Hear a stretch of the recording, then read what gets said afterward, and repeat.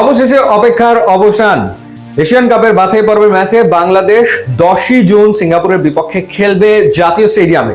বাফুফে কর্মকর্তারা জাতীয় স্টেডিয়াম পরিদর্শন করেছেন, তারা খুশি। সামগ্রিকভাবে সেখানকার ফ্যাসিলিটিস দেখে তারা সিদ্ধান্ত নিয়েছেন যে 10ই জুনের ম্যাচ জাতীয় স্টেডিয়ামই হবে। সেই ক্ষেত্রে হামজা চৌধুরীর দেশের মাটিতে অভিষেক জাতীয় স্টেডিয়ামে হচ্ছে এবং কমপক্ষে 20,000 দর্শক মাঠে বসে হামজা চৌধুরীর অভিষেক ম্যাচ দেশের মাটিতে সেটা উপভোগ করতে পারবে।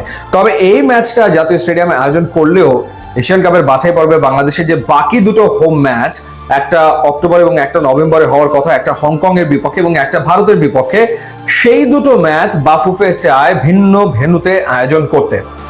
যেহেতু ফুটবল সারা বাংলাদেশেই তুমুল জনপ্রিয়, সেই কারণেই দুটো ভেন্যু বেছে নিতে চাইছে বাফুফে।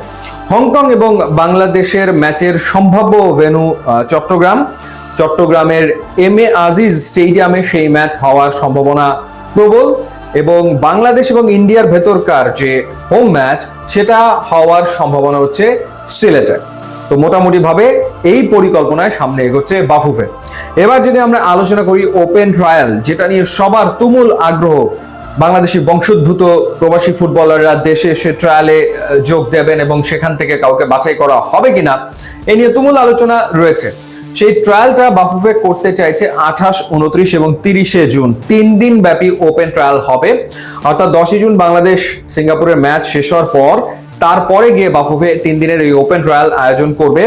এবং এই ট্রায়ালে যারা অংশ নেবেন, ধারণা করা হচ্ছে যে 35 থেকে 36 জন ফুটবলার অংশ নেবেন, তারা কিন্তু তাদের খরচে এসে এই ট্রায়ালে অংশ নেবেন। সেই জন্য বাফুফেকে আলাদা করে কোনো খরচ করতে হচ্ছে না।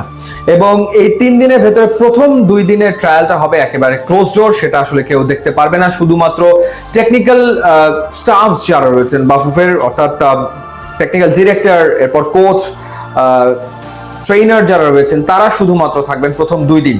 প্রথম 2 দিন ওখানে প্রবেশাধিকার বাকিরা পাবেন না।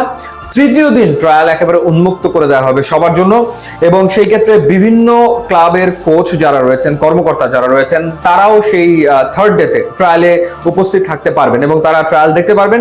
সেখান থেকে যদি কোনো ফুটবলারকে তাদের পছন্দ হয়, তারা সেই ফুটবলারের সাথে কথা বলে যোগাযোগ করে তাকে দলভুক্তও করতে পারেন। সো ক্লাব অফিসিয়ালস যারা, তারা থাকতে পারবেন থার্ড ডেতে, এবং পাশাপাশি প্রবাবলি থার্ড ডেতে হয়তো দর্শকদের জন্য ওপেন থাকবে, দর্শকরাও গিয়ে আসলে ট্রায়াল দেখতে পারবে, যতটুকু আসলে শুনেছি। সো এই পরিকল্পনায় 3 দিন ব্যাপী ওপেন ট্রায়ালটা বাফুফে আয়োজন করবে 28, 29, 30 জুনে গিয়ে। সো দেখা যাক কি দাঁড়ায়।